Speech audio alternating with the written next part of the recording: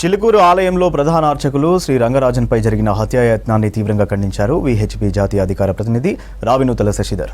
ఘటనపై ప్రయాగ్రాజ్ మహాకుంభమేళా నుంచి ఆయన స్పందించారు. నిందితులను కఠినంగా శిక్షించాలని డిమాండ్ చేశారు శశిధర్. శ్రీ రంగరాజన్ గారిపై జరిగినటువంటి హత్యాయత్నాన్ని విశ్వ హిందూ పరిషత్తు తీవ్రంగా ఖండిస్తూ ఉంది. నిందితులను కఠినంగా శిక్షించాలని తెలంగాణ రాష్ట్ర ప్రభుత్వాన్ని వీహెచ్పీ డిమాండ్ చేస్తూ ఉంది. యజ్ఞ యాగాదులు చేస్తున్నటువంటి ఋషి మునులను హింసించినటువంటి రాక్షసులను శ్రీరామచంద్రుడు ఏ విధంగా దండించాడో ఆ విధంగా రాక్షస భావజాలంతో శ్రీ రంగరాజన్ గారిపై దాడికి పాల్పడ్డటువంటి నిందితులను కఠినాతి కఠినంగా శిక్షించాలని తెలంగాణ ప్రభుత్వాన్ని, తెలంగాణ పోలీసులను వీహెచ్పీ కోరుతూ ఉంది. ఈ దాడి కేవలం ఒక వ్యక్తి మీద జరిగినటువంటి దాడిగా మేము భావించడం లేదు.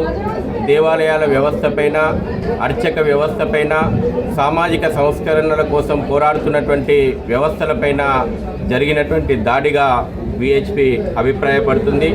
సనాతన ధర్మం యొక్క పరంపరకు మాయని మచ్చగా తెచ్చే విధంగా నిందితులు ఈ దాడికి పాల్పడ్డారు.